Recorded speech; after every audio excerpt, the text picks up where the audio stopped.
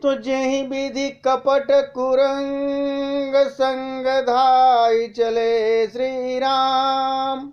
और सोच भी सीता राख्युर रटती रहती हरि नाम। इधर रावण माँ जानकी को ले आया, अशोक वाटिका में रख दिया। जिस प्रकार कपट मृग के साथ श्री राम जी दौड़े चले थे, उसी छवि को हृदय में रखकर सीता जी हरि नाम राम राम रटती रही अशोक वृक्ष के नीचे। रघुपति अनुजहि आवत देखी, बाई जय चिंता कीन बिसेकी।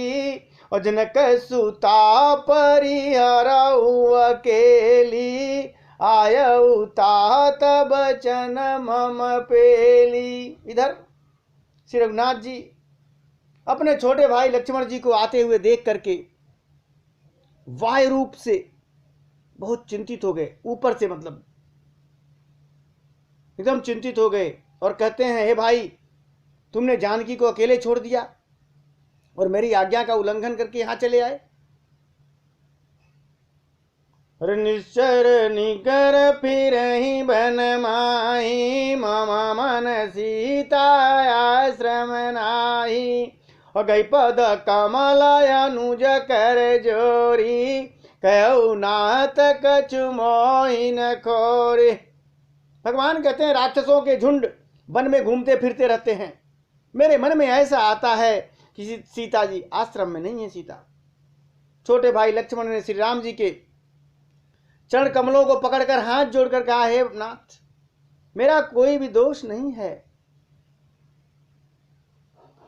अनुज समेत गए प्रभु तवा, गोदावरी तट आश्रम जहवा। आश्रम देख जानकी यही ना, भय बिकल जस प्राकृत दीना। श्री राम लक्ष्मण जी सहित प्रभु वहां गए जहां गोदावरी तट पर उनका आश्रम था।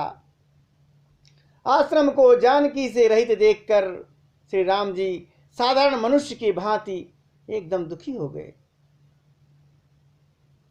और विलाप करने लगे। अरे हा गुण खानी जानकी सीता, रूपशील व्रत नेम पुनीता। लक्ष्मण समुझा ए बहु भांति, पूछत चले उल रूपाती। ये विलाप करने लगे। तो हा गुणों की खान जानकी, हा रूपशील व्रत और नियमों में पवित्र सीते। कहा लक्ष्मण जी बहुत प्रकार से समझा रहे हैं। तब श्री राम जी लताओं और वृक्षों की पंक्तियों से पूछते हैं, पेड़ों पौधों से पूछ रहे हैं, क्या? हे खग मृग मधुकर श्रेणी, और तुम देखी सीता मृग नैनी। खंजन सुख कपोत मृग मीना, मधुप निकर कोकिला प्रवीणा। कुंद कली दाड़िम दामिनी, और कमल शरद सस अहि भामिनी। वरुण पास मनोज धनु हंसा, गज के हरि निज सुनत प्रशंसा। प्रभु पंछियों से पूछते हैं, पशुओं से पूछते हैं, हे पंछियों, हे पशुओं, हे भंवरों, तुमने कहीं मृगनयनी सीता को देखा है? खंजन, तोता, कबूतर, हिरन, मछली, भंवरे, भंवरों का समूह है। प्रवीण कोयल, कुंदकली, अनार, बिजली, कमल, शरद का चंद्रमा और नागिन, वरुण का पाश, कामदेव का धनुष, हंस, गज और सिंह, ये सब आज अपनी प्रशंसा सुन रहे हैं। श्रीफल कनक कदली हर साई, नेकन संकस कुछ मन माही। सुन जान किया तो ही बीन आजू, हर से सकल पाई जनु राजू। कहते प्रभु इतना ही नहीं, बेल, सुवर्ण और केला हर्षित हो रहे हैं। इनके मन में जरा भी शंका संकोच नहीं है। हे जानकी सुनो, तुम्हारे बिना ये सब आज ऐसे हर्षित हैं मानो राज पा गए हों। अर्थात तुम्हारे अंगों के सामने ये सब तुच्छ, अपमानित और लज्जित लगते थे। आज तुम्हें न देखकर ये अपनी शोभा के अभिमान के फूल नहीं समा रहे हैं। अरे किम सही जात अनख तो ही पाई, प्रिया बेग प्रगट सिक सनाही। भगवान कहते हैं तुमसे यह स्पर्धा कैसी सही जाती है। हे प्रिय, तुम शीघ्र ही प्रकट क्यों नहीं होती। यही वेद खोजत बिलपत स्वामी, मनो महावीर ही अति कामी। पूरन काम राम सुख राशि, मनुज चरित कर अजय विनाशी। इस प्रकार अनंत ब्रह्मांडों के अथवा महामहिमामयी स्वरूपा शक्ति श्री सीता जी के स्वामी श्री राम जी सीता जी को खोजते हुए इस प्रकार विलाप करते हैं मानो कोई महाविरही और अत्यंत कामी पुरुष विलाप कर रहा हो। पूर्ण काम, आनंद की राशि, अजन्मा और अविनाशी श्री राम जी मनुष्यों के से चरित्र कर रहे हैं। आगे परागी दपति देखा, सुमिरत राम चरण जिन रेखा। प्रभु पूछते हुए आगे जाते हैं। उन्होंने देखा गीधपति जटायु पड़ा हुआ है। वह श्री राम जी के चरणों का स्मरण कर रहा है, जिनमें ध्वजा कुलिस आदि की रेखाएं चिन्ह हैं। करा रहा पड़े, भगवान का नाम जप रहा है। अरे कर सरोज सिर पर से वो कृपा सिंधु रघुवीर, निरख राम छवि धाम मुख विगत भई सब पीर। कृपा के सागर श्री रघुनाथ जी ने अपने कर कमलों से उसके सिर को स्पर्श किया। उसके सिर पर जैसे प्रभु ने अपना हाथ फेरा, शोभा धाम श्री राम जी का परम सुंदर मुख देखकर उसकी सारी पीड़ा दूर हो गई। तब कह गीध बचन धरि धीरा, सुनो राम भंजन भव भीरा। नाथ दसानन यह गति कीने, ते कल जनक सु ताहरे लेने। तब बड़ा धैर्य धारण करके जटायुराज गीध ने कहा, हे प्रभु, हे जन्म मृत्यु के भय का नाश करने वाले श्री राम जी, सुनिए। नाथ, रावण ने मेरी ये दशा की है और उसी दुष्ट ने जानकी जी को हर लिया है। दक्षिण दिशि गयो गोसाई, बिलपत अति कुररिय किय नाई। दरस लागी प्रभु राखेउ प्राणा, अचल न चाहत अब कृपा निदाना। हे गोसाई, वह उन्हें लेकर दक्षिण दिशा को गया है। सीता जी कुररी की तरह अत्यंत विलाप करती जा रही थी। हे प्रभु, मैंने आपके दर्शन के लिए ही प्राण रोक रखे थे। हे कृपा निधान, अब ये चलना चाहता है प्राण। हरे राम कहा तन राखऊं ताता, मुख मुस्काई कहते बाता।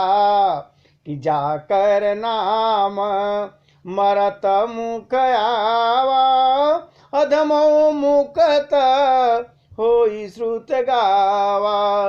सो मम लोचन गोचर आगे, और राखो दे हैं नाथ के खागे।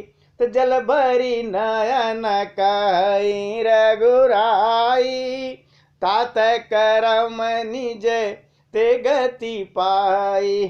श्री राम जी ने कहा, हे तात, शरीर को बनाए रखिए। तब उसने मुस्कुरा कर कहा, जटायु ने,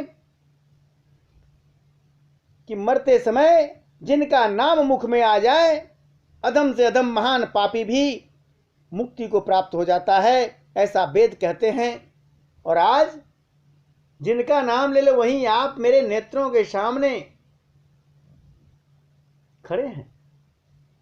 हे नाथ, अब मैं किस कमी की, किस पूर्ति के लिए इस देह को रखूं? ऐसा नेत्रों में जल भरकर श्री रघुनाथ जी कहने लगे सुन करके, हे तात, आपने अपने श्रेष्ठ कर्मों से ये गति पाई है। आपके जो कर्म हैं, आज मुझे आना पड़ा, आपके ऐसे कर्म थे। परहित के लिए आपने शरीर त्याग दिया। भगवान कहते हैं, अरे परहित बस जिन के अमन माही, तिन कहु जग दुर्लभ कछु नाही। तन तज तात जाऊं मम धामा, देहु काह तुम पूरा न कामा। प्रभु कहते हैं, जिनके मन में दूसरों का हित बसता है, हृदय में हमेशा दूसरों का हित रहता है, उनके लिए जगत में कोई चीज दुर्लभ नहीं है। हे तात, शरीर छोड़कर आप मेरे परम धाम में जाइए। मैं आपको क्या दूं? आप तो पूर्ण काम हैं, आप तो सब कुछ पा चुके हैं, अब आपको मैं क्या दूं? प्रभु कहते हैं, लेकिन एक बात करना, मेरी बात कहते हैं प्रभु जटायु से, क्या कि सीता हरण तात जने कहूं पिता सन जाय, जो मैं राम तो कुल सहित कही दसान आय। लेकिन हे तात, ये सीता हरण की बात आप वहां जाकर के पिताजी से मत कहिएगा, क्योंकि वो भी स्वर्ग में है, दशरथ जी, उनसे नहीं कहिएगा। यदि मैं राम हूं तो रावण का पूरे परिवार सहित मैं वहां भेजूंगा, वो खुद जाकर के बताएगा कि मैं क्या किया था। तो गीध देह तज धरी हरि रूपा, भूषण बाहु पट पीत अनूपा, श्याम गात विशाल भुज चारी, स्तुति करत नयन भर बारी। जटायु ने गीध का देह त्याग करके हरि का रूप धारण कर लिया, और बहुत ही अनुपम दिव्य आभूषण और पीतांबर पहन लिया। श्याम शरीर है, विशाल चार भुजाएं हैं, और नेत्रों में प्रेम तथा आनंद के आंसू हैं। जल भरकर वह भगवान की स्तुति करने लगा। वो एकदम चतुर्भुज रूप जटायु बन गया भगवान की तरह, भगवान की स्तुति कर रहा है। जय राम रूप अनूप निर्गुण सगुण गुण प्रेरक सही, दस शीस बाहु प्रचंड खंडन, चंड सर मंडन मही, पाथोदगात सरोज मुख राजीव, आयत लोचनम, नित नौमी राम कृपाल बाहु, विशाल भव भय मोचनम। जटायु भगवान की स्तुति करते हैं, राम जी आपकी जय हो, आपका रूप अनुपम है, आप निर्गुण हैं, सगुण हैं, और सत्य ही गुणों के माया के प्रेरक हैं।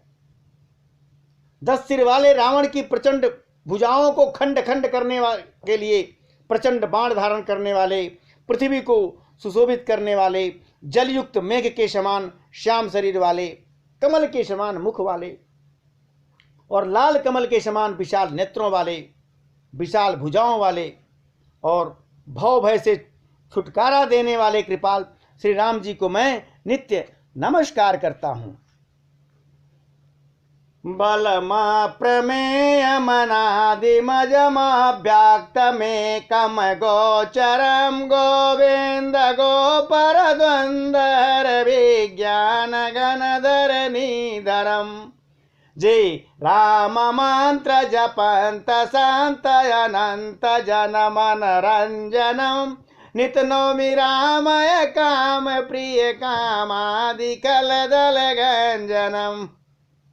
आप अपरिमित बल वाले हैं, अनादि हैं, अजन्मा हैं, अव्यक्त हैं, निराकार हैं, एक अगोचर गोविंद, इंद्रियों से भी अतीत, जन्म मरण दुख सुख हर्ष शोकादि द्वंद्वों को हरने वाले विज्ञान की घनमूर्ति और पृथ्वी के आधार हैं। तथा जो संत राम मंत्र को जपते हैं उन अनंत सेवकों के मन को आनंद देने वाले हैं प्रभु।